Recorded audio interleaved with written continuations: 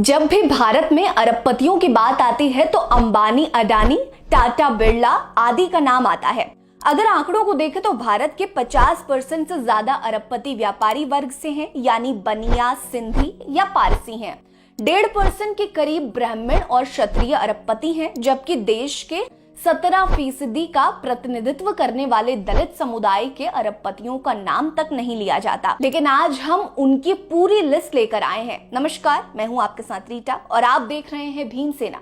आज की वीडियो में मैं आपको भारत के 5 सबसे सफल दलितों के बारे में बताऊंगी जिनकी चर्चा नहीं की जाती है। ऐसी ही और इंस्पायरिंग वीडियोस देखने के लिए हमारे चैनल को जल्दी से सब्सक्राइब कर लीजिए। आप लोगों ने हमें बहुत सपोर्ट किया है, हमारी वीडियोस को भी खूब सपोर्ट करिए। कमेंट सेक्शन में अपनी राय जरूर दीजिएगा। हमारी इस लिस्ट में पहले नंबर पर हैं भगवान गवई। ये दुबई में स्थित सौरभ एनर्जी डीएमसीसी कंपनी के सीईओ हैं और पेट्रोल उत्पादकों की आपूर्ति करते हैं। महाराष्ट्र के झुग्गियों में रहने वाले भगवान अपनी मां और बहन के साथ मुंबई आ गए और एक मजदूर के रूप में काम करने लगे। उनका पूरा परिवार मेहनत करता था ताकि भगवान गवई की पढ़ाई अच्छे से हो सके। भगवान ने भी अपने परिवार को निराश नहीं किया। 10वीं कक्षा में उन्होंने 85% मार्क्स हासिल किए थे। कुछ समय बाद वो एक सरकारी तेल कंपनी HPCL में शामिल हो गए, लेकिन जातिगत भेदभाव के कारण उन्होंने अपनी नौकरी छोड़नी पड़ी थी। 1991 में वो बहरीन गए और वहां जाकर ENOC में शामिल हो गए। कुछ ही समय में उन्हें तेल के बारे में अच्छा खासा ज्ञान हो गया था। इसके बाद भगवान ने कभी पीछे मुड़कर नहीं देखा।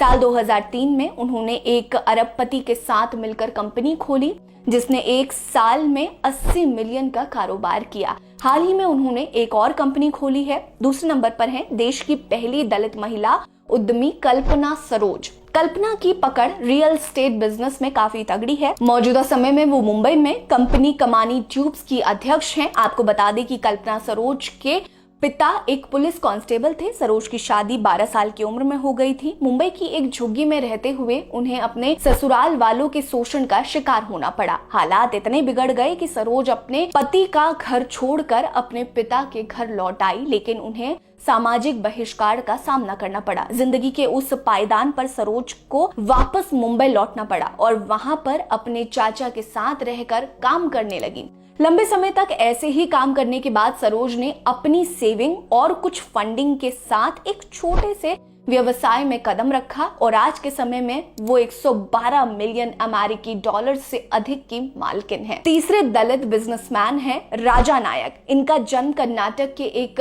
दूरदराज गांव में हुआ था। बाद में उनका परिवार बेंगलुरु आ गया। 17 साल की उम्र में अमिताभ की एक फिल्म से प्रेरित होकर राजा ने रियल एस्टेट में काम करने की प्लानिंग की और मुंबई पहुंच गए।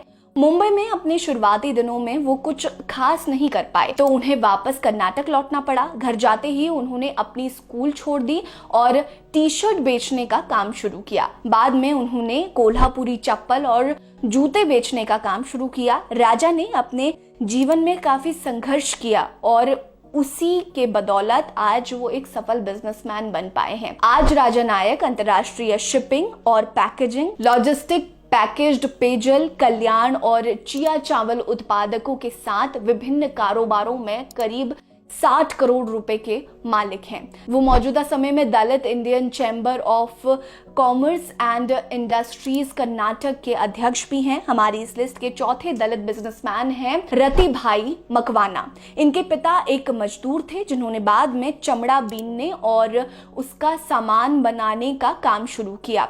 रति भाई ने अपने बचपन से ही छुआछूत और भेदभाव को देखा है, सहा है। पढ़ाई में उनका ज्यादा मन लगा नहीं। ऐसे में उन्होंने कॉलेज छोड़ दिया और अपने पिता के साथ कारोबार में लग गए। मौजूदा समय में वो अहमदाबाद में स्थित कंपनी गुजरात पिकर्स इंडस्ट्रीज के निर्देशक हैं। 56 साल पुरानी इस कंपनी का सालाना टर्नओवर 380 करोड़ रुपए है। यानी ये कंपनी 3500 लोगों को रोजगार देती है, जिसमें दलितों की संख्या 2000 से ज्यादा है।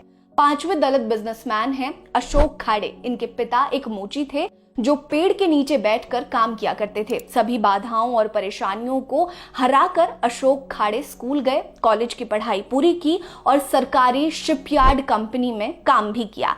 90 के दशक में उन्होंने खुद की कंपनी शुरू की। उनकी कंपनी का नाम है DAS ऑफशोर। मौजूदा समय में ये कंपनी 4500 लोगों को कारोबार देती है और इसका सालाना टर्नओवर 500 करोड़ के करीब है। आपको हमारी वीडियो कैसी लगी हमें जरूर बताइएगा। इन गुमनाम नामों के बारे में जानकर कैसा लगा ये भी बताइएगा। बने रहिए हमारे साथ।